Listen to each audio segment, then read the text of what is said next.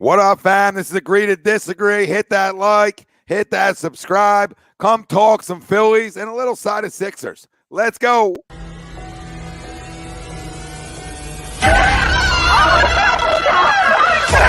Let's go.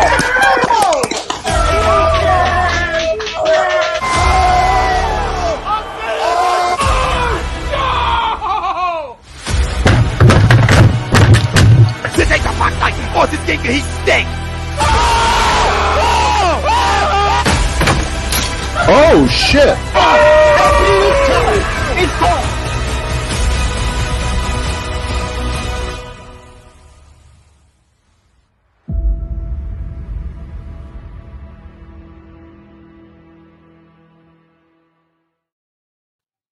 Bob Mannery here, and you're listening to Agree to Disagree, the flagship, only on A2D Radio. Uncle Sweeps, Nick Delgazzo, the legendary Brian Wilson, and the fucking man himself, Tom Arnone. These three guys from Jersey bringing you real talk with no agenda. You don't like them? Tough shit. It's their show, and they're going to say whatever the hell they goddamn want.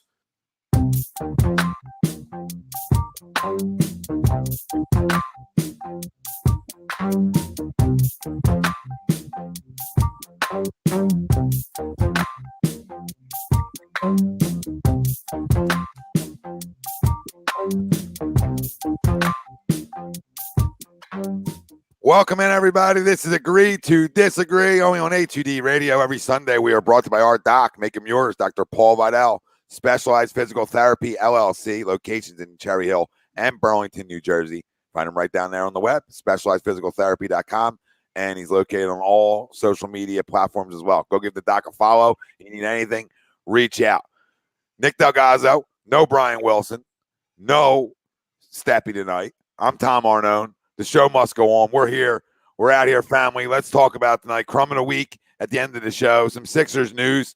Obviously, some moves made since the last time we were on. We weren't on last week, so some little additions to the bench and maybe the starting lineup. We'll see how it goes, but definitely a deeper team, and we'll discuss the Sixers the second half of the show tonight. State of the Phillies, playing some good baseball. Obviously, since Robbie took over, 24-11 since he took over. That's going to tie into our main topic at hand, which is Rob Thomson, the next Phillies manager, not just interim manager as take the label off. Take the label off. No interim, just manager. We'll talk about that. That's our main topic at hand, and it ties into our poll question brought to you by Manscaped, and you get 20% off and free shipping with the code A2D at manscaped.com. Unlock your confidence and always use the right tools for the job with Manscaped. It's time to throw out your old hygiene habits and upgrade your life with Manscaped. So get 20% off and free shipping with our code A2D at manscaped.com. Weed whacker, lawnmower, ball deodorant, 2-in-1 body wash. Oh, my God. They don't have you taken care of. All right. 2-in-1 shampoo, conditioner. So a lot of different things. I really enjoy the deodorant, too. Deodorant's a nice little stick, nice little roll on. I like it. I enjoy it. I enjoy all their products. I've never been disappointed. From under? Tremendous product. Our poll question for tonight's show, Rob Thomson should be named the Phillies permanent manager. Do you agree or disagree? Let us know. Facebook, YouTube, Twitter. That's where we're live. Everywhere you get your podcasts, we're there as well. Hit the like, hit the subscribe, and most importantly, comment in. Let us know where you're tuning in from and answer the question. So Robbie should be named the Phillies permanent manager. Do you agree or disagree?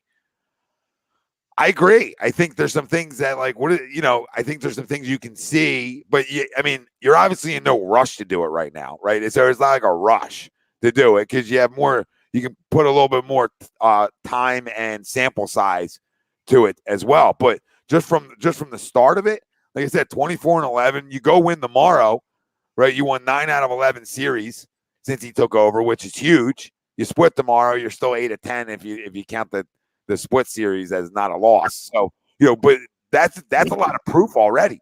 And you've been playing good baseball without arguably the MVP of the National League.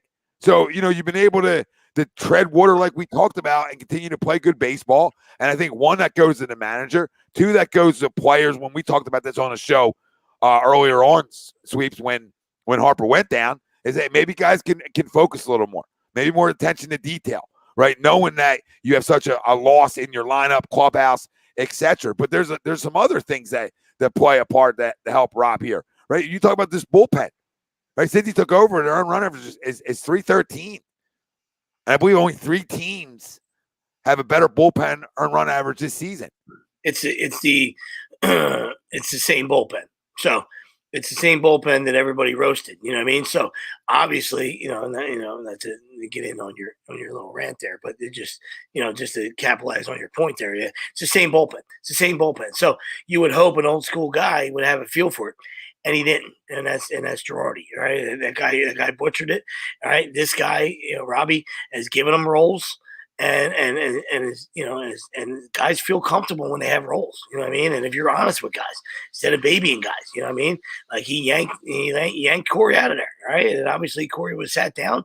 They had a talk, and he understands. Listen, and every once in a while he comes back and gets a save, and it's always an adventure. But he's finding a way to get it done.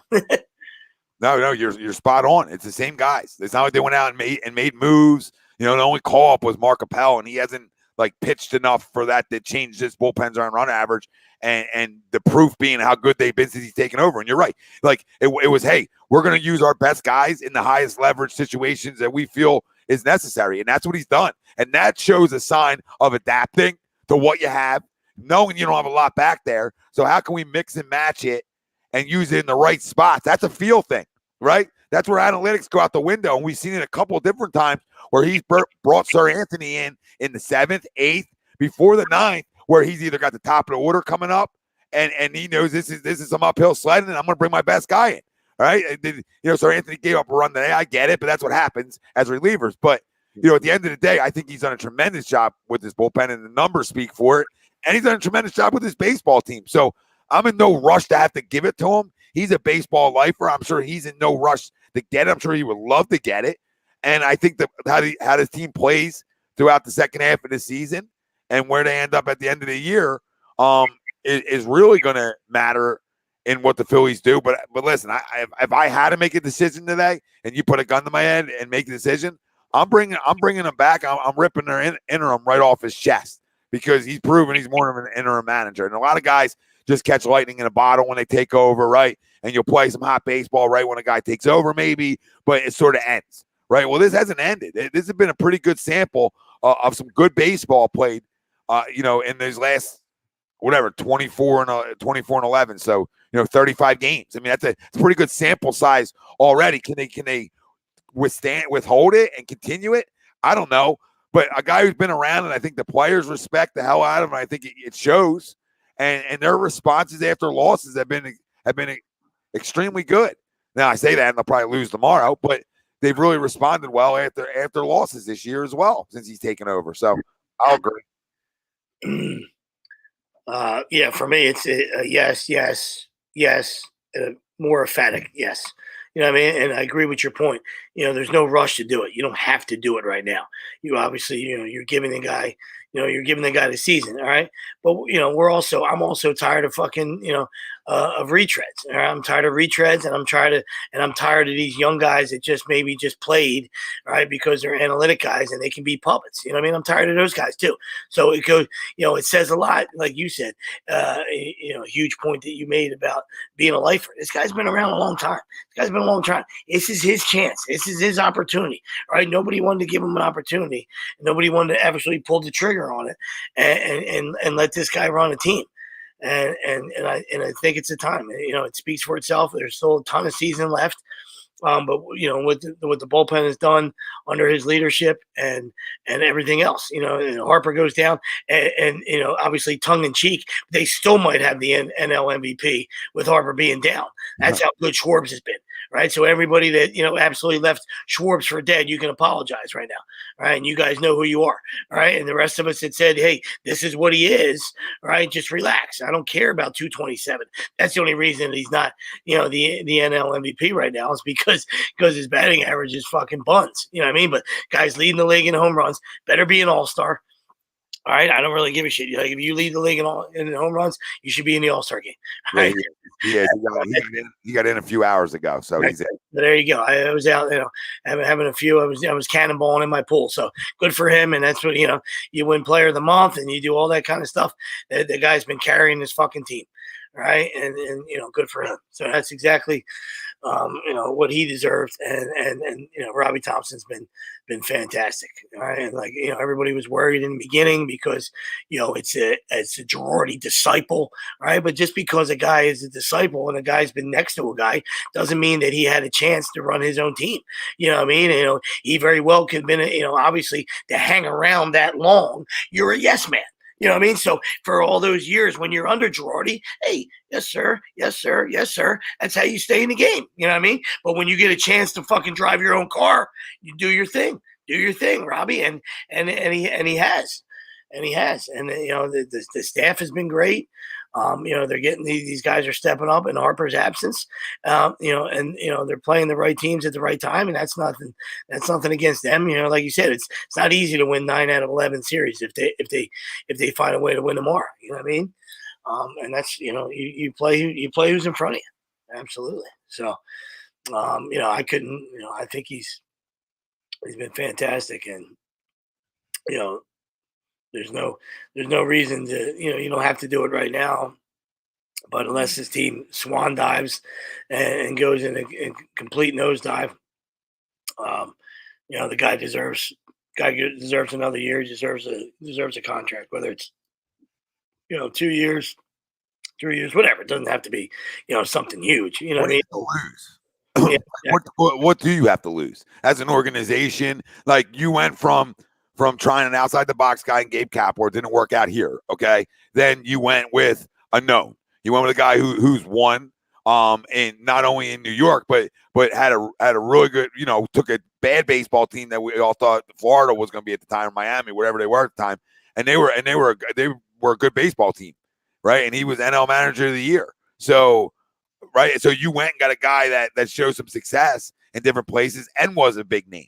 Right? You went out and made that, signed a guy like that to be your head coach or be your manager. Sorry. And guess what? That didn't work either. So now you're like, what's left to lose? What do you got to lose in any of this? Like, Yeah, no, listen. This guy's a baseball lifer too. Give him a shot. You hit it on the head. You tried the analytic guy. You tried the coconut oil. I mean, whatever it is, it works. If it works in San Francisco, it works in San Francisco. People want to scream from the mountaintops. People want to scream from the Golden Gate Bridge, but they haven't won shit either. You know what I mean? I remember when they won 105 games last year. That was cute. That was cute when you lost to the Dodgers. That was cute. That was cute. I watched. So, regular season's all cute. It's like winning on Saturdays. It's like winning on Saturdays. Tommy knows. Tommy knows. He's in the trenches. He's in the travel ball trenches, right? Tournament starts on Sunday. All right, Saturday don't mean shit. Tournament starts on Sunday. All right. So anyway, and then then you went to the old school guy, who still has it, but he was old school on the surface, right? But he didn't go anywhere without the binder. He binder boy didn't go anywhere with it. So how old school were you? You know what I mean? Like, you want to be like Mr. Peepers, who died on that mountain. All right. Who the Cardinals haven't been the same since they got rid of Mr. Peepers. Oh, by the way, it's an anemic offense. Anemic. Take nothing away from the fighting Phillies. It's an anemic offense. It's anemic. Fucking 2 hits yesterday. Fucking joke. Right, but you know what I mean. So they went from that to, hey, let's get rid of Mr. Peepers because we got to go to analytics. All right, let's hire a fucking yo-yo, a fucking young yo-yo. All right, and you see where that's got them. You know what I mean. So, to your point. So if you went analytics, you went old school, fake old school, whatever you want to call Girardi, go back to MLB Network. You did a good job on MLB Network. All right, now why not hire a Robin? Right? The guy's been Robin his whole fucking life. He's been Johnny Bench coach. Right? He's been Robin. All right? It's time to become Batman. Attaboy. Go ahead, Robbie. Take the reins. Yeah, and those guys, listen, I would have a ton of confidence in a guy like that being extremely successful when you've been around it that long, right? And you can sort of say, hey, when I get my shot, this is how I'm going to operate, right? This is what I've seen the work in clubhouses, right? Like I feel like when you're around that long and you get it, and you're just in the back seat and you're just watching, right? You're just driving and you're just taking in the scenery, and you're saying, you know what? When I get a chance to do this, this is how I'm going to go about it. This is what I think works, right? And then you get a chance to implement the way you think things should be done. And I think it's showing. I think it's showing that the guy obviously has taken a lot in over his time, because nobody's sitting around for that long, right? And you're not saying to yourself at night, like, man, if I was running this team right now, this is how we would do something, or this is how I would handle the bullpen, or this is what I would, do to the lineup, etc. So, I got a lot of confidence that this guy can do a great job here. I really do. I mean, we're seeing him getting it done with less.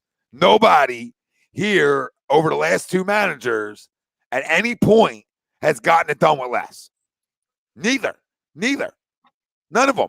Gabe had some good regular seasons where you're like, oh, like come September, you had a chance to be in it, and they weren't great teams, but they were still good enough. And then they collapsed. Girardi's team collapses in September. Not saying this team won't, right? Just saying, like, what manager has gotten it done with less here? In two circumstances where a guy gets fired, you take over. You get hot as Will says, who's not with us tonight, hot as a pistol. Okay, and then you lose the NL MVP, and I don't have those numbers right in front of me. They're still playing really good baseball without him. I mean, come on. If that's not your next manager, I don't know what is. And Matt, you are right with his comment. By MLB rules, they have to go through a full interview process before he can officially be named. But he says, I agree with keeping him. Yeah, there is. I did hear them talk about it on one of the broadcasts about that. So, listen, I mean, they don't need to announce it like we talked about. Just figured it'd be something different of a poll question to sort of talk about and give him some love. Absolutely. For 20 minutes tonight on the job he's done and rallied the troops and got guys, we talk about all the time, like, just at lower levels, trying to get guys to take on your personality and how you go about your business and just in general. And it looks like this guy sort of put his fingerprints all over that quick. And that's hard to do. And maybe his laid back personality, maybe that makes guys looser, right? There's ways to look at it. I don't know. He might not be laid back in the locker room. He might fucking throw everything around. We don't know. We don't know what goes on in there. We don't know the conversations. But maybe his honesty, like you talked about when talking to Corey, like, hey, Corey, this is how we got to go about it. This is what we got to do to win. So you either want to be maybe something Joe could never do to him, right? Who knows? Yeah, no, I don't think Joe wanted to have those. As an ex-player, I know Thompson played. He was like, a little Canadian cup of coffee. You know what I mean? And there's nothing against him. I'm not trying to make fun of him. I'm just saying, you already played, in the big leagues for a long time. You know what I mean? So those guys tend to be players guys. You know what I mean? Like, stroke me, tell me how good I am. You know what I mean? Stuff like that. Where, I don't know. We're not behind the scenes. You know what I mean? But Robbie Thompson might be like, fuck it, I got nothing, I got nothing to lose, to your point earlier, and it's like, hey man, I'm gonna tell you straight up how it is, you know what I mean? Where Joe probably wanted to tell the players what they wanted to hear, right? And it's the other way around, right? We talked about it all the time. Me and my dad, he yells at the fucking TV, but we talk about it all the time. Like, if the ship's going down, it's gonna be my ship. You understand? Like, if I'm getting fired, I'm gonna burn this whole bitch down my way. You know what I mean? Like, you're not gonna fucking tell me you're not gonna tell me what to do. All right, I'm not gonna tippy toe around you, right? So if my ass is in the fire, you're sure the hell it's gonna be going. We're going to go down my way. Absolutely, and he obviously never did it, or that was his way. You know what I mean? But you're right. He might have been, hey, Nick, you're great, Nick. You're doing fine. Just keep going. Right? Not want to have a real sit down conversation and be like, dude, your bats have been atrocious. Your bats aren't good enough. That's not the Nick Castellanos that we know, right? You know what I mean? Or just something like that. You don't got to smoke guys. You know what I mean? But you can say, hey, that's not the Nick I know, right? You got to start having better at bats. Blah blah blah blah blah. Whatever. You know what I mean? But I can almost either, like I said, if it's done properly, then it's okay. That's, there's honesty is good when it's done properly, especially when you're dealing with pros. You know what I mean? Like, you don't do it in interviews. You don't do it in the newspaper. If they still, write newspapers, I'm not sure, But you know what I'm saying? Like if it's done in the right channel, then guys should be responsible to it. I mean, responsive to it. You know, if the door's shut and you say, like you said, hey, me and Nick Castellanos having a conversation, like, Nicky, it's been bad, bro. It's been bad. You know, your head all right? I mean, I know you're in Ben's house. A lot of fucking ghosts in there. Lot of pussy ghosts walking around there, right? You know, I mean, I'm not talking about the tits. I'm not talking about the tits and ass. I'm talking about just straight up sitting down when you pee, like shit like that. You know what I mean? Like, I know you got some silly ass ghosts walking around that house. You know, do you need to move? Do I need to put you in a hotel? Whatever it is, have some real conversation with them. You know what I mean? Because we know it's not physical. It becomes mental, man. Because this game becomes quicksand to you. And this game is, there's a reason why they talk about 90% mental, you know what I mean? Because you have all the physical tools in the world, you know what I mean? But, once you start drowning, once you start sinking in quicksand, you try harder and harder to get out of it and you sink more. You know what I mean? So those 0 for 10s, those 1 for 12s turn in, 2 for 22s, with 10 punchies, and there's no production there. Absolutely. What was he saying? Mr. Rudy Poo saying he would throw the farm for Cedric Mullins. Well, I don't know if there's much of a farm to throw. You know what I mean? Good player, though. I mean, I like where your head's at. I mean, obviously that seems to be, the one, the one glaring Phillies gaping hole. You know what I mean? Like you said, Burling's a nice bench piece. You know what I mean? He's not the answer in center field. You know what I mean? And that's not a bad throw today. And I'm not saying that Cedric Mullins makes that throw, but you know what I mean? That's it's bang bang. It is what it is. You know what I mean? But we know what a Duble's going to give you. We can't believe he's still in the big leagues. You know what I mean? So we see, we see what he's going to give you on a nightly basis. You know what I mean? If you bounce 3 breaking balls, he should never get a hit. You know what I mean? So you're fortunate enough that pitchers are idiots and they throw a Double some straight stuff and he winds up running into some things. You know what I mean? But yeah, you would like to solidify that center field spot if you can. Yeah, I mean they're playing pretty good baseball there right now. So that's funny you said that. I couldn't believe when I saw their record today. You know what I mean? Not going to get you anything in the American League East or really pretty much in the American League anyway. But good for them. Tip of the cap to them. I mean, they're usually, like I said, I expected to see them 15 and 75, and I couldn't believe they had a 4. They had a 4 in front of their wins. They had a 4 burger in front of their wins. Yeah, I think they won. Have they won like 6 in a row or 8 in a row or something like that? Yeah, no, I think you're spot on. Let me see where they're at. 43 and 44, 8 out of the last 10, buddy. Yeah, won 8 in a row. How about that? Oh shit, there you go. Look at almost 500, 43. But yeah, I mean that's still a place you could probably go to. I mean, Yeah. It's still a place you could dabble with. But what are you willing to give up, Mr. Rudy Poo? Like Andrew Painter looks like all the makings of the real deal. Now there's still a lot of time left in that process, right? Not for guys like me and Sweeps. I mean, we're like, hey, if guy's 20 years old and you feel like he's got it, let's go. Time's yours, Andrew. Listen, he's a big boy, so he's pitched extremely well since his short time in the minors so far. But you willing to give a guy like that up for him because that's what you might have to do. That might be what Baltimore would ask for. So I mean that to me is a little, I don't know. It depends how fast I think he can be ready, right, as an organization. So if you're the Phillies, how fast can Andrew Painter be ready in their eyes? Is he ready in a year from now? Because if he's ready in a year from now, I don't know if I'd trade him. If you feel like he's 3 years away or 4 years away, then do the deal, right? I mean, if that's what they feel as an organization. But if you feel like he's right around the block, right, then nope. Because if he's right on the block, I can't have enough pitching. And who knows? He might come up and stink. He might stink. But, it doesn't look like it. But he's also never pitching a big league game. So, that's a whole nother animal. Yeah, no, absolutely. Absolutely, buddy.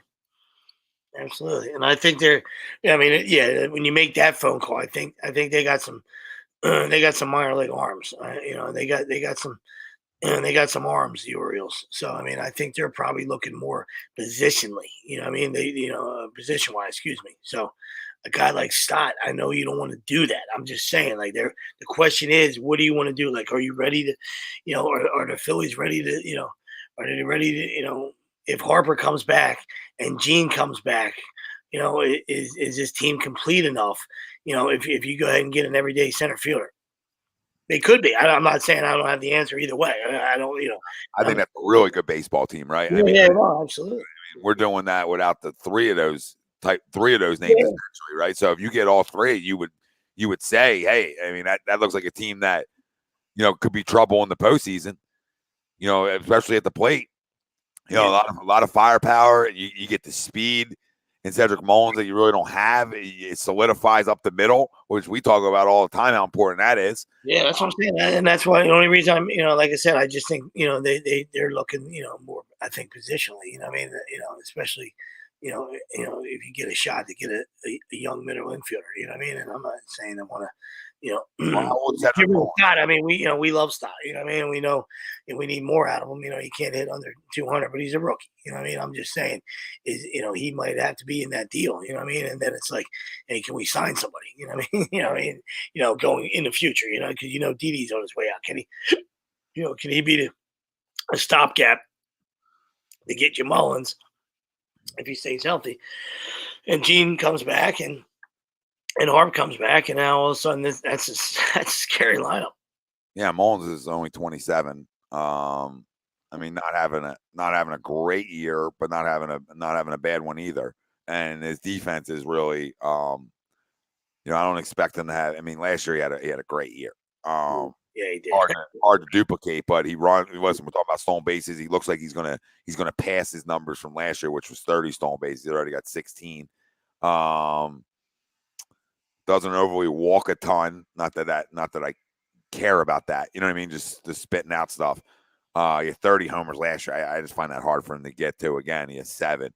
But regardless, he's a younger guy, so it's not like you're trading for a 30 plus. And to your point about signing somebody in the offseason, right? Sweeps in the middle infield. I mean, Trey Turner's been linked here for like a good month or two now, but probably a month that you've been sort of reading different things about. He looks to be maybe coming here the team up with Harper and these guys. So, knowing that and you're willing to spend the money and go over, then shit. I mean, no, I love Stott, and I think he's gonna be a really good player in this league. But I'll take the known. Yeah, take the known commodity. Oh yeah, obviously. He's still young. Who's still 27. I'm not getting a 32-year-old where I'm like, I don't like it, right? I know what you're saying. I mean, absolutely, you get Trey Turner. I mean, goodness gracious, what a score that is. But yeah, it's just like just us spitballing. You know what I mean? When he was just talking about Mullins, you know what I mean? As as a trade partner, that's all. They got they got Roughneck. Right now they're playing Odor, Roughneck Odor, and some young kid Mateo, and they're both hitting under 200. You know what I mean? So fit right in. They're definitely exactly. They're definitely looking for a young middle guy. So I mean, like I said, who knows what else it would take? But that was just us. That was just us, spitballing, and deciding like, listen, in order to make your team better, you're gonna, unless you're signing free agents, it's going to have to be addition by subtraction. That's how life works. You know what I mean? Unless you're signing all free agents. You know what I mean?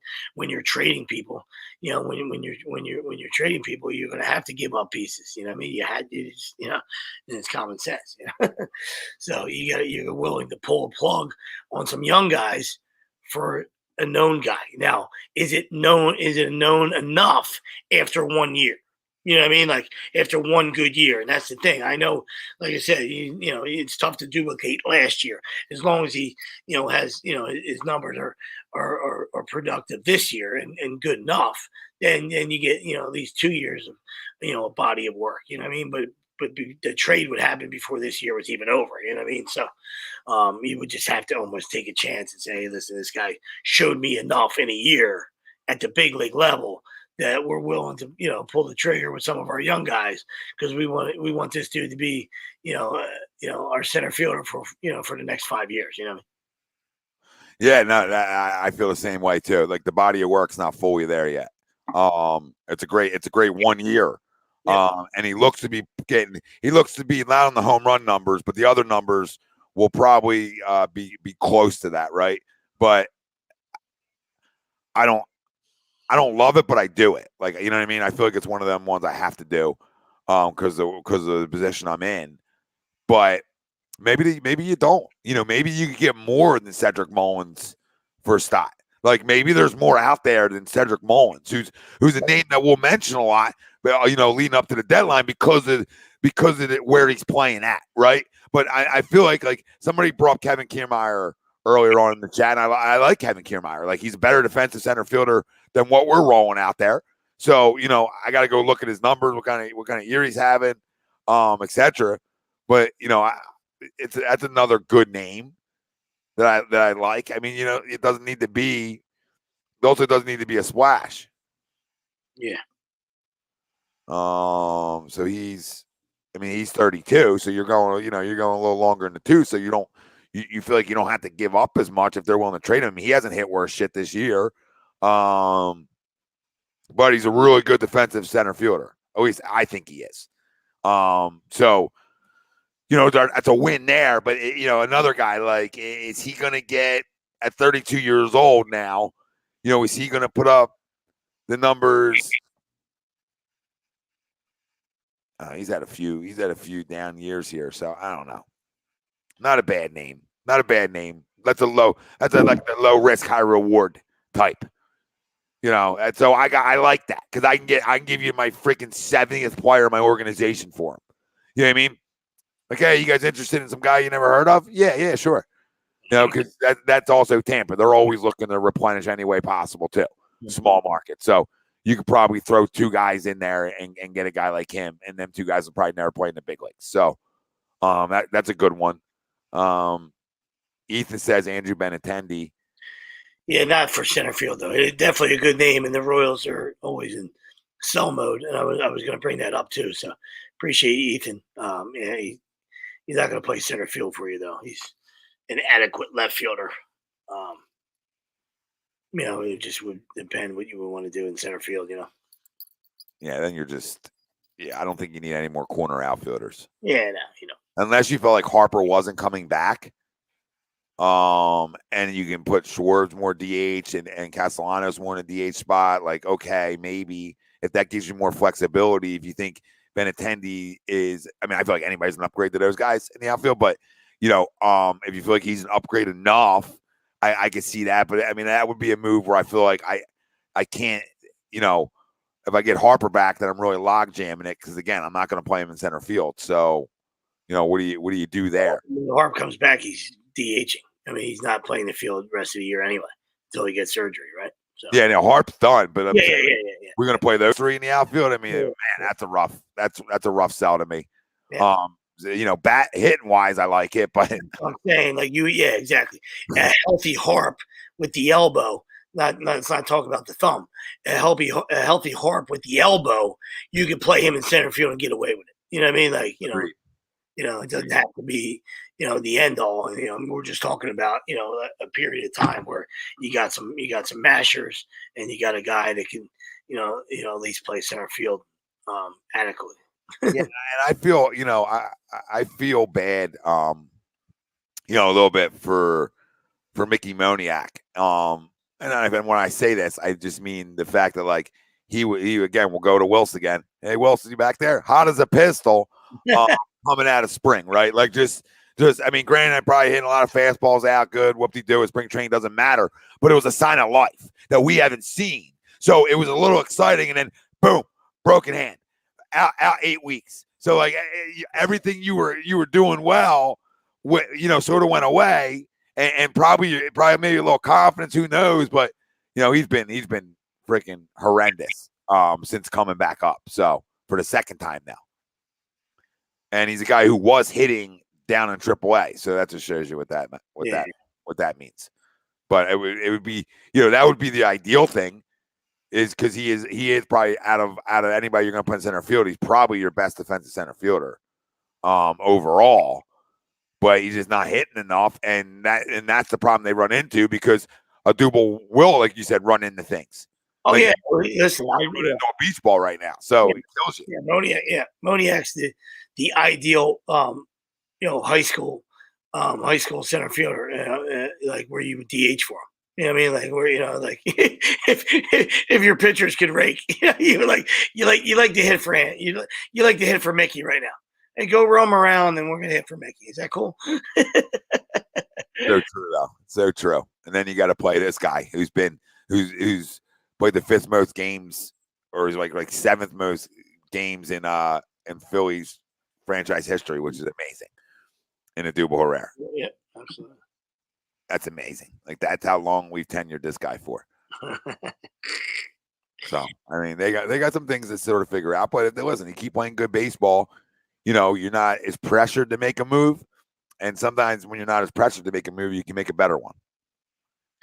Then when you feel like you have to, because the last few years we felt like we've had to make a move, and that has not aged well for us. And the only guy it did was Gibson. The only guy that we've traded for that was like, oh, that's a good move, was Kyle Gibson. And we gave up nothing for him. We have Spencer Howard, who stinks. Brian Reynolds is another good name. I mean, a terrible Pirates team. I mean, I know they're young and they've been in rebuild for about 10 years, but a slow starting to cook back up a little bit. 260, 15 yackers. You know what I mean? So there's another interesting name as well. Yeah, there's going to be a lot, right? I mean, not a ton, but there'll be enough that if that's where you feel like you got to upgrade, then let's go. And Joey, yeah, I do think if they get a center fielder, that's an everyday guy, and they even address the back end of the pen enough, I do think they're a contender. That's hoping that Harp comes back too, right? I mean, that's all saying he's back in September at some point where they can be a contender, right? So I think that also factors in to them being a contender conversation, right? Right now, to me, it's just, hey, Joey, and I know it's probably the same for you, is, hey, can we just find our way in? I think that's the most important thing when you talk about the Phillies and then moving forward. Don, we talked about that a little while ago about Schwarber MVP race. I mean, I don't know. It's hard to be in the MVP race when you're batting that low. But an all-star, absolutely. And that was made clear today. So, I think it's hard to win an MVP if you're batting like 220, no matter what your power numbers are. Ryan Slope says, don't give away pitching. Trading away pitching needs to be for pitching in return. Stupid to give away pitching and not get pitching in return. Yeah, I hear you. I mean, I just will try not to give away what I think is the best stuff in my organization. Joey, I don't know how good of a center fielder Jack Peterson would be. I feel like he's more of a corner guy, but he definitely, he's definitely gone the places he's gone to recently have found themselves in the playoffs, and he was able to win last year in Atlanta. So, I mean, there's something to Jack Peterson that he brings some energy. It looks like the clubhouse as he goes to, and he's got a little bit of a flair for the dramatic. It seems like. Some guys just hit home runs, and that's cool. And, at the end of the year, they have a bunch of hollow numbers. And then there's guys like him that I feel like, every time he loses a baseball, it's almost in a big spot. Don, we're going to talk about Sixers in a few. I do really like what they did this offseason so far. Doesn't have to be the big names, but I think they've gone out and gotten 3 big-time upgrades to this basketball team. So, a lot of time left to find out. But, I think they're definitely going to be better. How much better? That's all going to depend on Joel Embiid's health through a full season. Ethan says, find your way into the playoffs, but try at all costs to avoid the Mets. It's going to be hard to win 2 or 3 when you're facing DeGrom and Scherzer. Absolutely. But guess what? I don't give a rat's ass. Like, I'll play whoever. Just get me in. I don't know what that tastes like anymore. Like, I have no idea. I don't know what she smells like. Second longest drought actively. So, yeah. I mean, not fun. But I don't give a shit. Like, who's on the mound? Like, if you have a power lineup, all you got to do is catch a few, and boom. It's not like we're going to be throwing scrubs. They got to go Wheeler. They got to go Wheeler or Nola. I mean, it's not like they don't got to see somebody too. So I'm not saying Wheeler or Nola or as good as DeGrom and Scherzer, but I'm saying pretty close. I mean, nobody's as good as DeGrom is when he's on and he's healthy, right? Like, I'm not going to even put anybody in his conversation, but they don't score whenever he pitches. I mean, they average like a half a run. You know what I mean? Like, do you average half a run? Like, how's that even possible? Half a run you guys average? Listen, the Phillies are fortunate that Steve Cohen, wasn't the owner, right? Because Yeah. he'd have locked up wheels, and they'd have been a problem for a long time. At least Scherzer's long in the tooth. DeGrom obviously breaking down because he's got, he's sort of built like a teenage girl.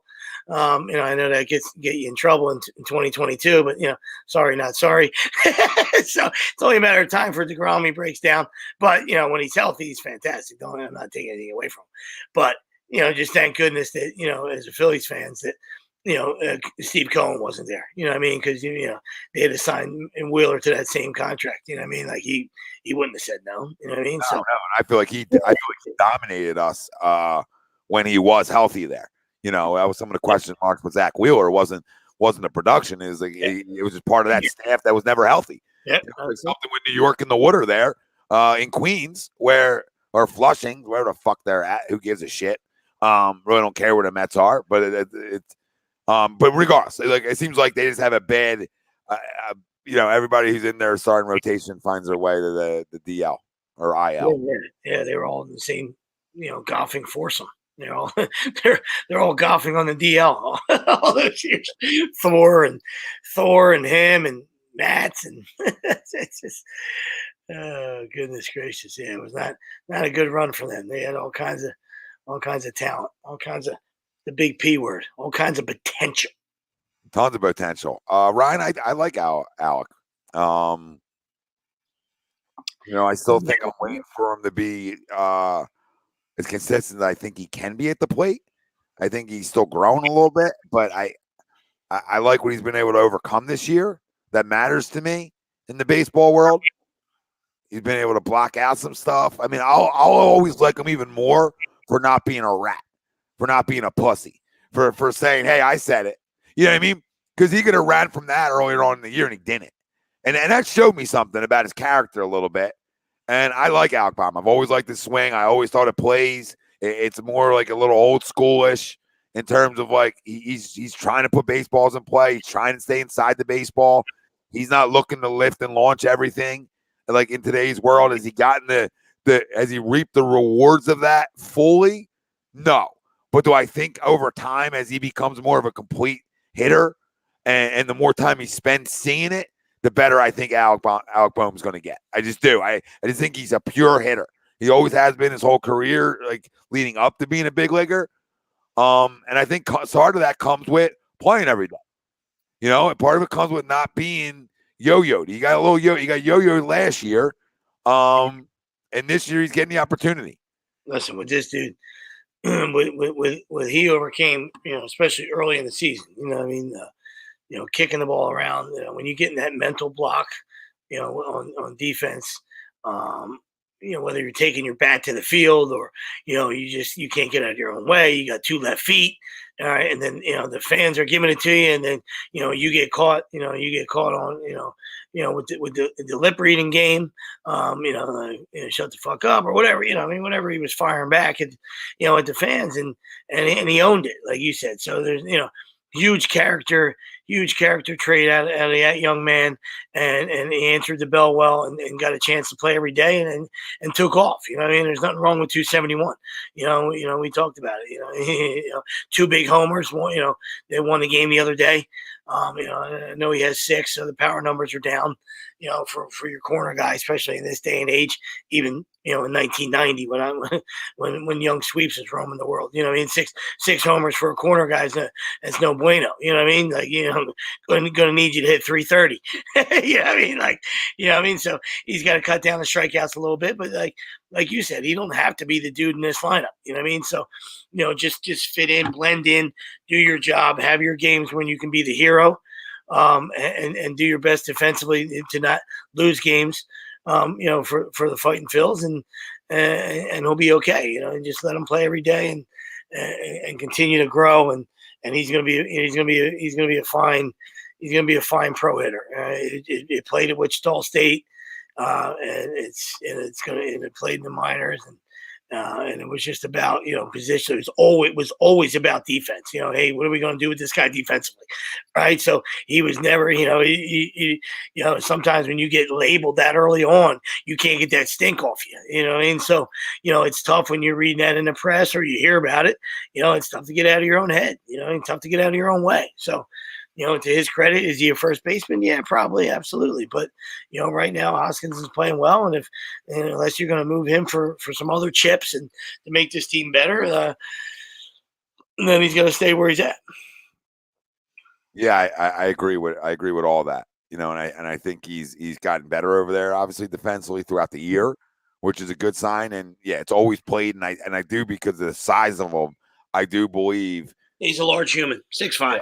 Yeah, I do believe his power numbers, not like 30 homers a year, but a guy being able to hit 20 in 24, I do believe that can come for him, right? I mean, in today's baseball world, it's not necessarily young, but in the baseball world, it's still young. He's 25 years old, so I still feel like he can start to hit more balls out, but that's not who he is. But you just be around the 18 mark, and I think that'll get it done if you're a guy who can bat 280, 285, which I think he has the potential to do. I really do. He's even got a potential some years to be a 300 guy. And in today's baseball world, that's like batting 390. So, I still believe he's got room to grow even at 25, and we'll see. Yeah, you're 100% right. 300 nowadays is like a fucking 3-titted unicorn. I mean, you see that, you're like, hey, you see that? you fucking see the titties on that unicorn? So, absolutely, buddy. So, I mean, yeah, you don't have to. 18 is actually a perfect number. You know what I mean? And I think, a couple years in the league, he's getting used to everything. He's settling in, and when he starts using the whole field. Absolutely. Balls are going to start to go out to right center, instead of just a pull side. He was able to pull 2 homers the other day and win a ball game. Wainwright made 2 mistakes and he made him pay for them. But you start driving the ball the other way and getting some. He's going to get some right center homers. Right now, he turns the corner. He's becoming a complete hitter with a little bit of power. And that's a good thing. To be a really good big league hitter with not plus power, but just but good power. Yeah, and what do your doubles numbers look like too? You getting balls in the gap, but he's always had a nice. Listen, he always has a nice swing. If in today's baseball world, if you're telling a kid like, "Hey, go watch how a guy swings," like I would probably, a guy on the Phillies, I would say, "Go watch how he swings." Like a guy's playing right now. You know what I mean? Like, go watch how he swings. I'm not going to tell a kid, go watch how Harper swings. Tell a kid, go watch how Alec Bohm swings. Because he's like he's clean. He's clean. Doesn't know, like I said, doesn't always get the results, but he's clean. Listen, I don't know. Joe, I missed that at bat. I'm rewatching the game right now in the 4th. I'm in the 4th right now. So that's going to come up real quick. Munoz is swinging at 3 balls in the 4th inning. So I'm going to watch it. Derek calls up now. So as soon as he's done, I'm sure Munoz is on his way. So I'll be here to let you know, Joe. I ain't going anywhere. You couldn't have picked a better time to comment in. We're really I'm sitting in the 4th. Over here in the 4th. Mr. Rudy Poole, I don't know if he's tradable. I think I'm not saying he's not tradable, but I don't know if he's like your biggest trade piece. Or biggest trade chip. That nice little run to start. He showed a little bit of power. I mean, I like the kid. I'm not going to trash him. Great job coming up and losing some baseballs. You know what I mean? But that's really been his only hits. I mean, if you want to be truthful about it. So nothing wrong with losing a few balls and. By the way, on cue, that spark, you know what I mean? But it's not like, he's 12 for 24 with 6 yackers, you know what I mean? Like he's on cue sweeps. He just hit a single the other way. On cue. I was like, I don't know. I was about to just say, I don't know if he's hit a ball the other way yet. I was literally about to say that, and then he hits the ball the other way. I'm like, okay, I can't say that one yet. He got one. But yeah, I agree with you. It's not like he's been like, again, we'll go to Wills for the 3rd time tonight. Not like he's been hot as a pistol with other things. It's a great little run to start off your big league career. And it's a nice jolt. It's a nice jolt in the arm for us as a baseball team. So I love it. But again, I don't know what you're getting back. Like somebody's not going to be like, oh, like I mean, there is a lot of dryers. There is a lot of dryers around Major League Baseball. So I guess you never know. But I would think most people are like hanging up the phone on you, depending on what you're asking for. Yeah.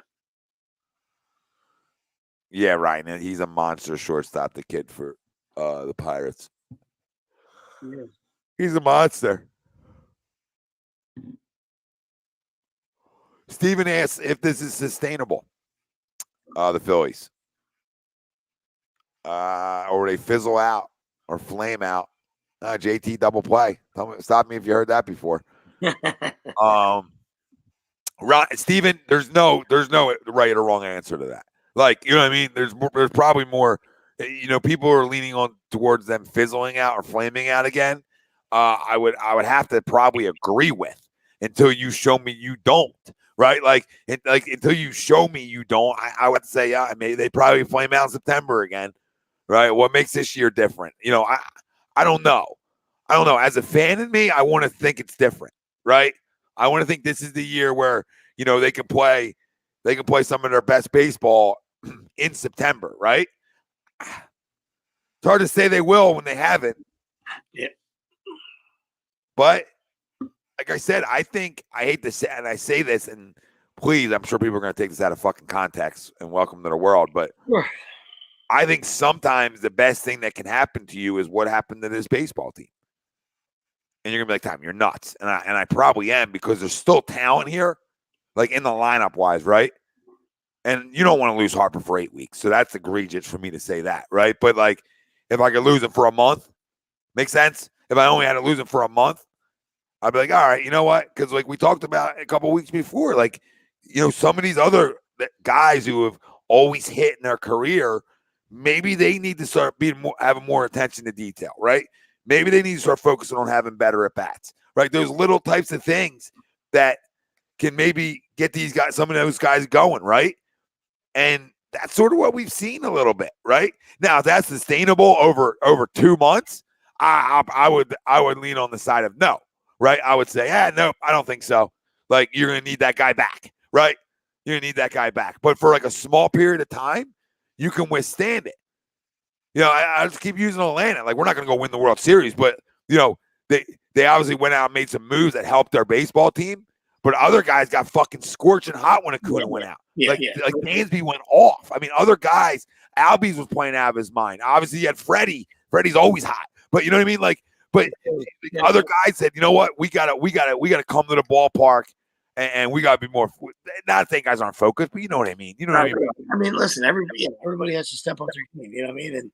And the example with with the Braves was, they got 4 outfielders to give you the production of Acuna. So that's, whatever you got to do roster wise, whatever you got to do, as a GM, whatever you got to do as a manager to keep pushing the right buttons, you can't replace the guy, but you can have, a couple guys might be able to replace his production. Absolutely. And that's what you saw at the Braves. So it doesn't happen every year. It doesn't happen with every team that sustains it, when a superstar goes down, you know what I mean? Like, a lot of teams, go with the woe is me, and they're licking their wounds, and they want everybody to feel sorry for them. You know what I mean? So, or you can go the other way, like the Braves and the Eagles when they won the Super Bowl. You know what I mean? Plenty of teams that have dealt with injuries, that have went the went the right way. All right, you come to a fork in the road when you're dealing with major injuries. You know what I mean? You can even go left and be horseshit and say, and so everybody, have that built-in excuse,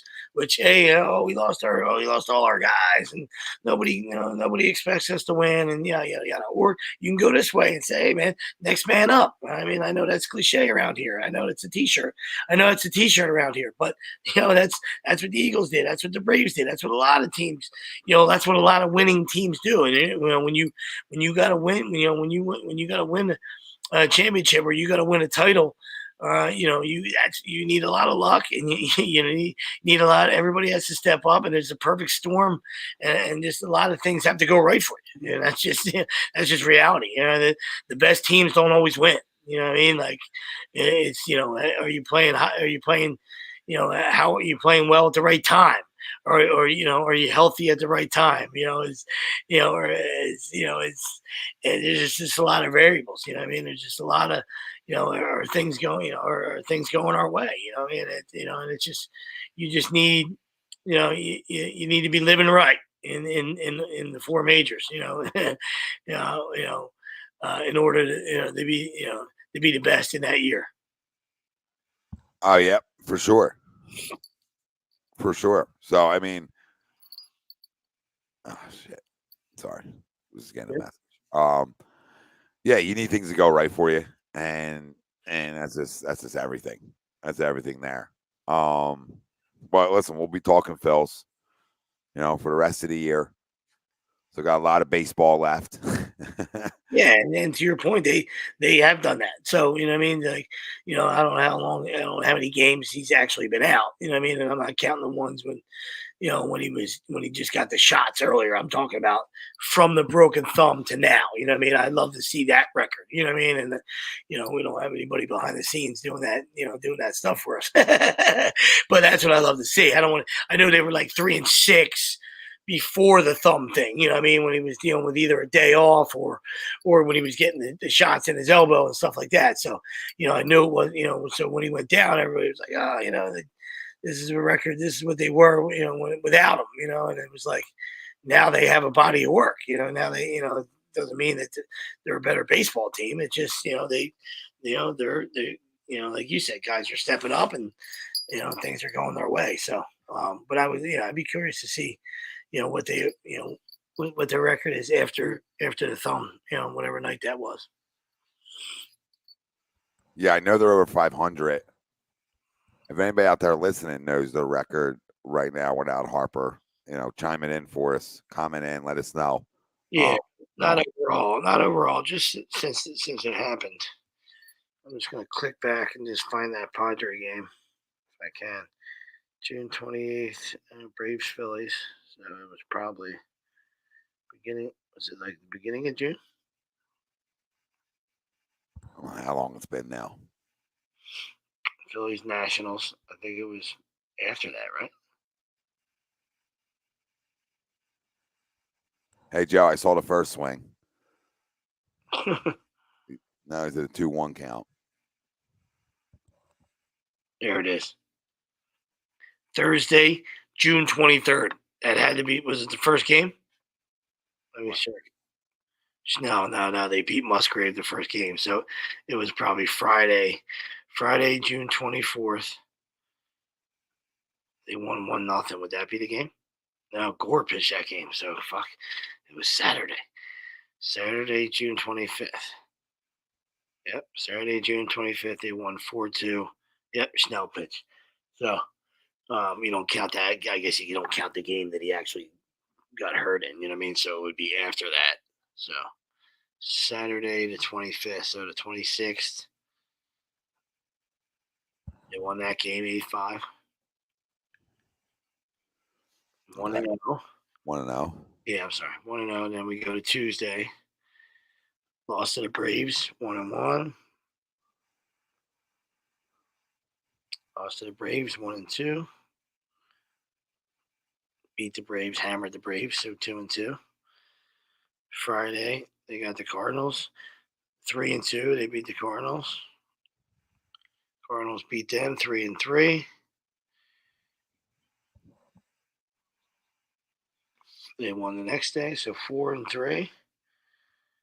4-3. They were off on the 4th of July. 4-3. Nationals 5-3. 5-4. 6-4. 7-4. 8-4.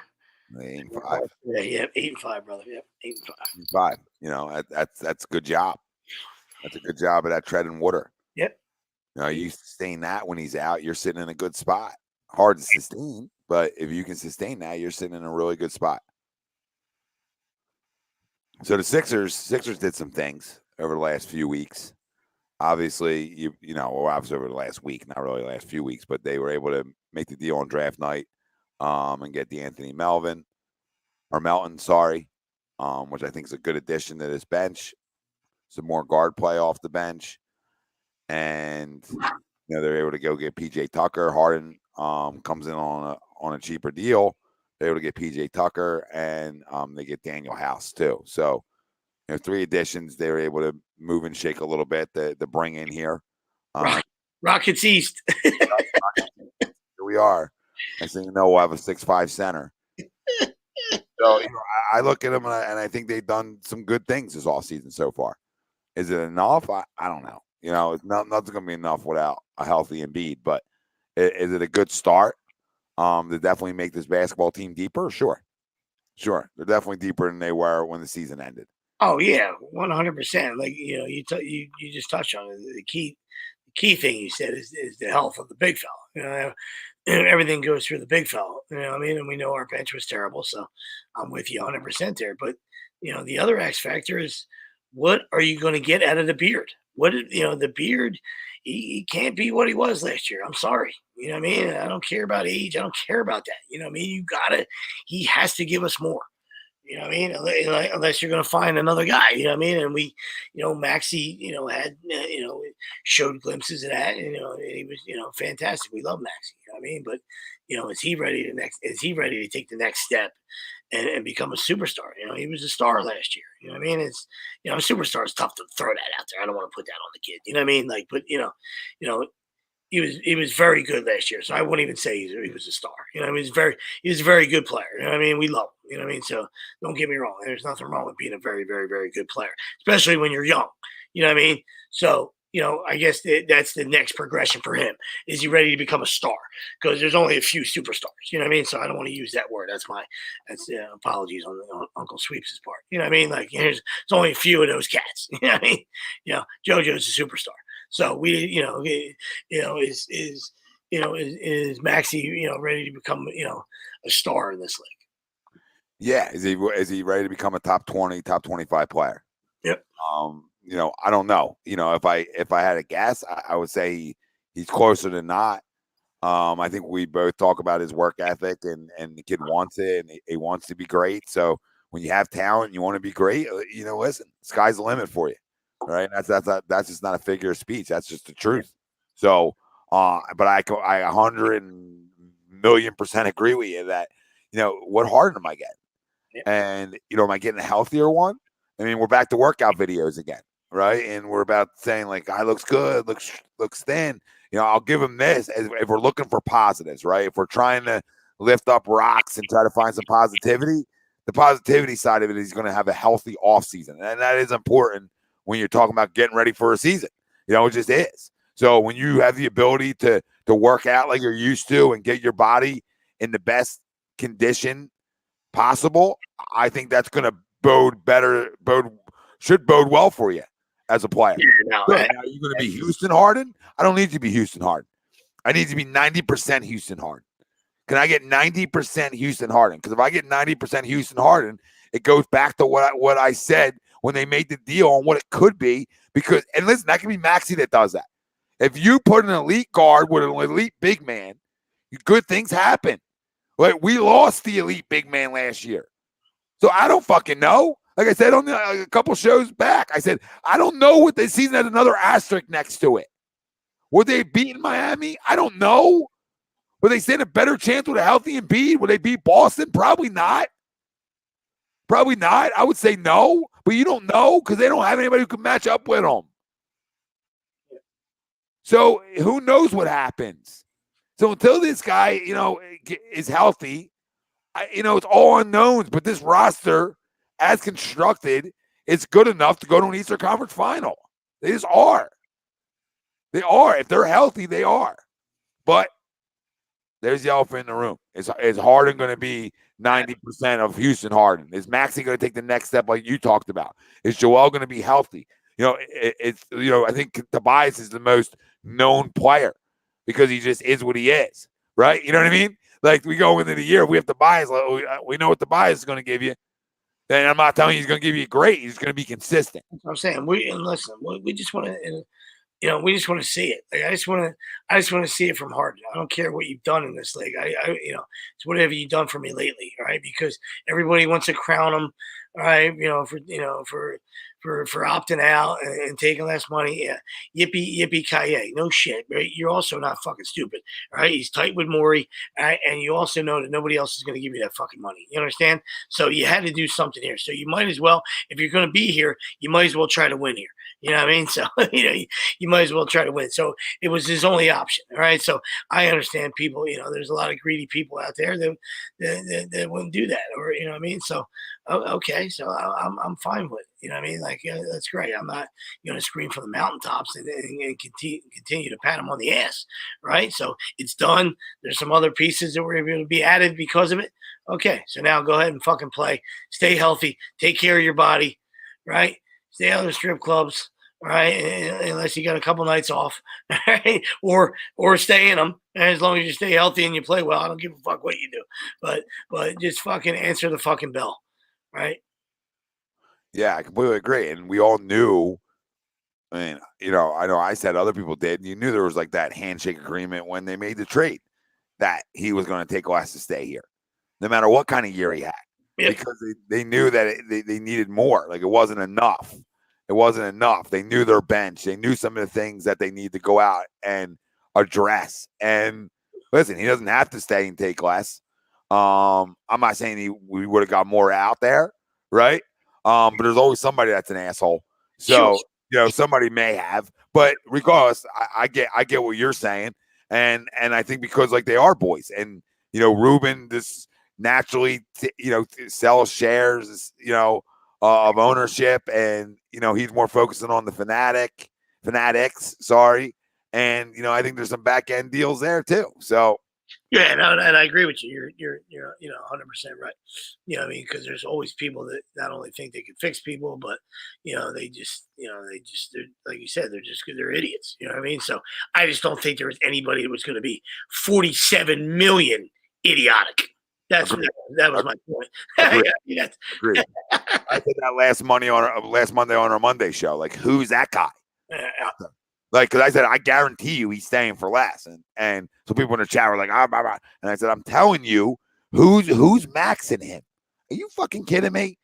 Yep. That guy should get fired on the spot just because of the last 2 years. Yep. Like, what are you hoping and praying for? Exactly. Don, what up, Don? What up, Donnie? Yes. And with this roster, the way it's constructed now, yes. Because now he plays a role. Make sense? Now, like, okay, I can bring you in defensive situations, even though I don't necessarily think he's an elite defender. But, like, now your length can help me, right? Because I don't need you as much to score as this roster's constructed as I did with the last roster, right? So that's the only reason I'll say, like, yeah, now you give me a deal. Phone rings. If the phone rings, if the fax machine spits out the right fucking combination, absolutely. Here's your bus ticket. You know what I mean? So I hear you, buddy. I hear both sides. I like what you're saying. I mean, I know what you're saying. Excuse me. And I also say, hey, listen, ring, ring, ring, ring, or beep, beep, beep, whatever, fax machine or telephone, whatever it says on the other side. All right, then it might be time to fucking pat him on his ass. Agreed. Yep. If that right deal comes across the table, you got to do it. Absolutely have to do it. But if it doesn't, you're okay. Same thing with Tobias. Like it's got to be the right deal, because like in reality, you can get more back in a deal next year for Tobias than you can this year, because it's an expiring contract and people can get out of money. So that's where you're going to get more value in a deal for Tobias. That's why I'm in not the minority, but maybe the minority when the offseason started. Like, hey, find ways to make yourself deeper and maybe try to keep some core pieces together for once instead of moving and shaking every year and having a new roster. You know what I mean? Like, yeah, you're going to have some new pieces, but it can't be like, you don't want arguably your top 4 players to be different every year. That's not good. That's not good for chemistry. That's not good for what we're trying to do. Sure. I don't know if Eric Gordon's still good, brother. I don't know. I feel like he probably still stroked the 3, but I'm really not trying to go that Houston. You know what I mean? I think now we're getting a little out of control. That Houston is. Like if we're going that deep. So we'll see. We'll see. Well, plenty of time to talk Sixers too. Eagles right around the corner. NFL season's right around the corner too. So we'll be back more and more. It's a little slow time of the year for all our A2D listeners out there. We're baseball guys. We'll talk about it all day, but we're also out there doing it all day too. So some Sundays get a little hectic for us. Ties into my crumb. Let's get this out there. I don't want to be taking too many shots at the world out there, but it's bad, dude. It's bad. Like some of these people have no right even coaching the game of baseball, right? And we just experienced some things yesterday that should never happen. Like something should never happen. And one thing, like I love a good chirp, right? So you're never gonna back Nails into a corner where Nails is like, I can't believe they're cheering like that. Like that's never gonna be my style, right? And yours as well. We grew up in a rowdy dugout, so we believe in the rowdy dugout. But all my rowdy friends are here on Monday night.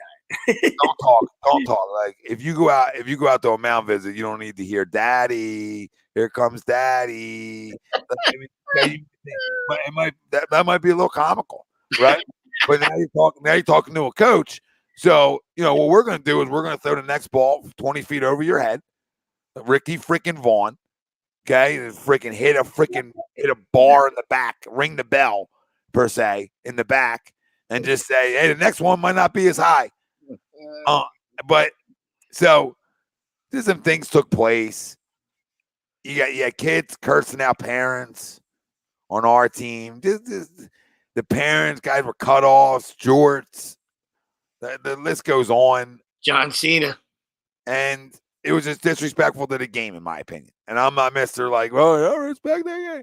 Like, it's just when people start acting like that and they're obnoxious and they're looking for a fight at a youth sports event, there's no room for it. There's no room for it. And you see when your kids take on that kind of personality. There's different of being excited and being into a game and being downright disrespectful. Because remember, one guy says, you play college ball to me? I said, bro, newsflash, this ain't college baseball. They're fucking 13, dude. What are you talking about? Like, and if you tell me college kids are going at other coaches or other parents, you might as well pack the dorm up at a lot of these colleges. So I don't know what that means to me. Like, in high school, they get rowdy, dude. Like, I get it. And I'm all for getting rowdy on the bench. But there's also a way of doing it and keeping it to all your team. You know what I mean? At this level, too. Keep it to your guys. Focus on what you guys got to do. Be on the fence. Be loud. But keep it to you. Keep it to you. There's a right way of doing it. But mother effing parents. And, I told the one guy, little slugger, get in the box, dude. We're good to go here. Get in the box. And he says, go fuck yourself. I said, what? What? And I looked over at the parents and said, you guys go with this? Everybody okay with that? That's okay. That's okay. I call him a little slugger. I said, is he not a little slugger? I said, he's little and he slugs. So it's a compliment. Guy rakes. Okay, freaking tomahawked the 350-foot homer a month ago when we saw him. But they didn't act like that a month ago. And that's where I'm like, where is it? You know what I mean? That makes me lean towards there's no discipline, right? It's like it's gotten out of control probably. Because I find it interesting when we were walking into the dugout, the coach from the team before said, bro, go please beat these motherfuckers up. You know what I mean? And I was like, why did he say it like that? You know what I mean? In my head, I'm like, why did he say it like that? What's going on here? Well, I got my taste of what's going on. I got that taste quick, so good times. Nails always finds his way in this nonsense. Like it follows me no matter how far I go. Like, you know what I mean? An hour 30, I'm in a place in New Jersey I didn't know existed, and you just run in. You just run into the losers, the guys who don't respect the game. I told the one guy, "You're wearing those kind of jeans, coaching? I mean, you want to talk about college ball? I'd rather you be full uniform. I'm ready to be a full uniform guy." So that's my crumb. For me, I'll land on the Panthers. I mean, I think it's nothing because Baker. Nothing because I hate the guy. It's just this is like talk about a quarterback factory. These guys were the originators of it, and they're still the idiots, the biggest idiots on the block. I think they're paying 8 guys like a quadrillion dollars, and it never ends. And I know Cleveland's picking up some of his money. I get that, but you just drafted Matt Corral. I know he's not ready, and we know Sam Darnold sees ghosts. He stinks too. I'm just saying it's just so for a year, it's I'm saying it might not be a lose-lose situation for them, but it's just like it just figures the typical Panthers being Panthers. You know what I mean? It's just a revolving door. I feel like they have no fucking idea what they're doing at the quarterback position, and like I said, they're still paying Superman. They're still paying Teddy Bridge. Darnold's getting a Brinks truck. It's just cracks me up. Yeah, they're just like, I think it's like, if we get enough in the door, one of them's going to work. Yeah, something's got to stick, right? Yeah, something will. And then listen, I think for a year, it's a good deal for them per se. Yeah, right? They didn't have Darnold. Like if you just had Matt Corral and you're like, he's not ready, then I'm right on board. But like you just went Darnold last year. He's still there. He said how he's going to be a starter this year in our press conference. Or like the offensive coordinator did, and then he like changed it up mid press conference and was like, well, maybe not. And then like, wait, what? You just said he was, and now you're saying maybe not. Like 2 minutes later, what happened? Change of heart? You get a little something in the ear? Well, you're not bringing in Baker to sit. No. I'm not saying he's some star or anything, but he just we saw how that went with the Browns, and that's when I first started to hate him. I know he was your guy early on, and we're not talking about talent anymore. I'm just talking about I originally did love the moxie, which drew you to him. You know what I mean? I started hating him with the Hugh Jackson thing. Not that Hugh Jackson's anybody. I just, I don't like that kind of disrespect. Like, who the fuck are you? You know what I mean? And I understand sitting behind Tyrod Taylor. All right, everybody thinks they can play. I mean, my 7-year-old daughter's probably like, yeah, I probably should be the quarterback of the Browns. It's Tyrod. Come on, give me the ball. You know what I mean? So I get that, but there's better ways to go about it. And then once Hugh was gone, then it was like, and we had some stare downs, and it's like, listen, the chip on your shoulder can stay there. It can motivate you. You know what I mean? But don't let that chip start throwing pick after pick after pick. Then you gotta start fucking. You gotta get rid of it. Yeah, he had a bad year last year. And listen, Ryan, whatever's happened to you on YouTube, I don't know. It's nothing to do on our end. So you should probably like find some have some support on YouTube. They could probably answer those questions. I don't know why that's happening to you, but yeah, I mean, I think it's a good stopgap answer for a Carolina team that feels like they can compete right now. Compete for what? I don't know, but to maybe have the talent. No, you're right. It's like I said, the quarterback room there is comical. So that's why, why I kind of landed on them. You know what I mean? Like, not that it's. Wouldn't it be typical Browns though? Move, especially when the Browns are picking up the majority of the money. So it's it's not. There's nothing like outrageous about it. It's just the Panthers being the Panthers to me. So I just laugh at it like, oh, another quarterback. Okay. Yeah. Well, the Browns being the Browns in this.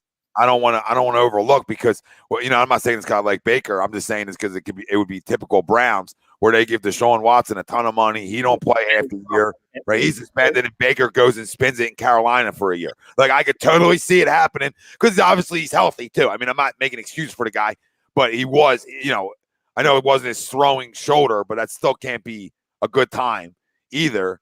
But whatever, he's underachieved. I mean, he was the number 1 pick of the draft, so he's underachieved.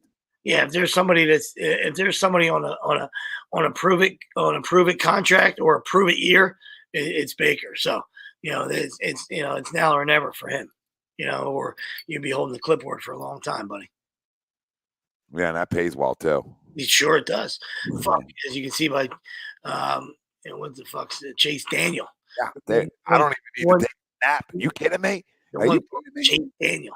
I'll get my competitive nature out in practice. I don't even need to take a snap in a game. Like you gonna pay me like $5 million to sit around? I don't care what everybody else is driving. I'm gonna be sitting good. I'll play 10 years in the league and never take a snap. Then my body will feel delicious when I'm done, and I'm here. Yeah. I'll be the best. I'm here. The best coach you got. Yeah, I'll be the best coach you got. You kidding me?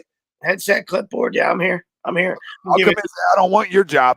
I'm giving these. You want dummy signals? You want dummy signals? I got Chip Kelly. Where you at? You want dummies? When you hold up the, you want me to put up fucking signs? Big and big. Oh man. Oh, I mean, listen, this NFL season's gonna be fun. There's a lot of storylines in there, and there's a storyline right here in Philadelphia. So, time's yours, Jalen. So we're gonna find out, if Jalen's is a guy who can win football games too, because there is guys like Jimmy Garoppolo around that are just winners. They find ways to win football games, and I'm not a Jimmy G guy, but it's like the numbers when he plays in San Fran and doesn't is crazy. So it's like obviously there's something to him just being a guy who wins games.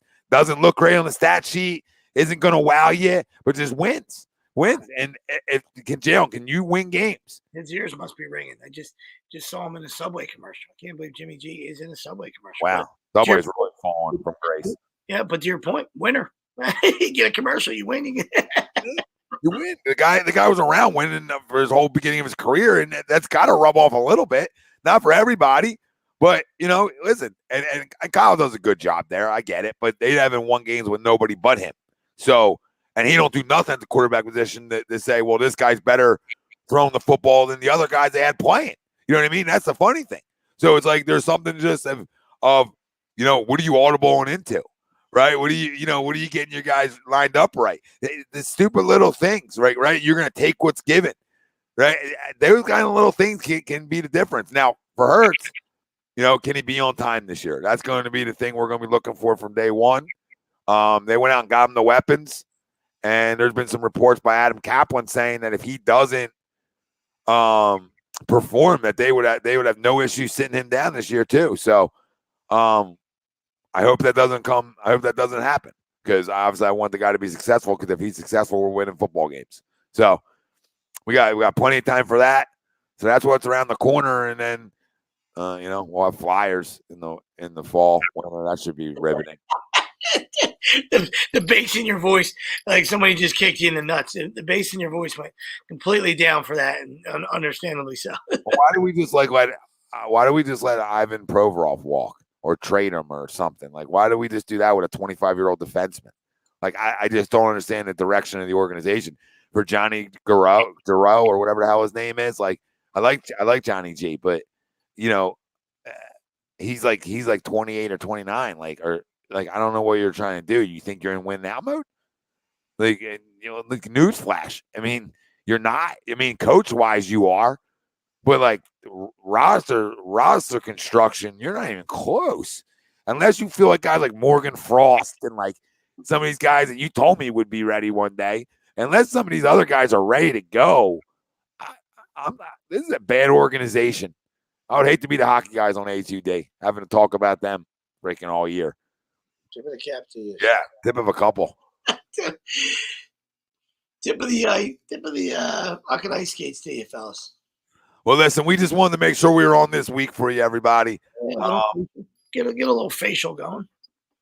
Weekends are tricky, so next week, who knows if I'm on? But either way, maybe the other guys will be back. Wilson's breaking his phone. He's drinking too much. So he's a problem. You see him out there, try to sit him down for an intervention. Get him help. Get him some help. A guy. Put an arm around them. Put an arm around them and talk to the big fella. All right? What a mess. Tell him to get an outer back. Tell him to get an outer box. I'm sorry. Look at me. I like fucking what a dinosaur. Outer back. What a fucking. I didn't even hear it. What a fucking idiot. Outer box. Outer box. Felt right to me. And then the other guy's, flying back to O-Town. So. Oh, my goodness gracious. Woo! Wow. Fucking, he's in a boy band. Guy's in a boy band. O-Town. Holy Christmas.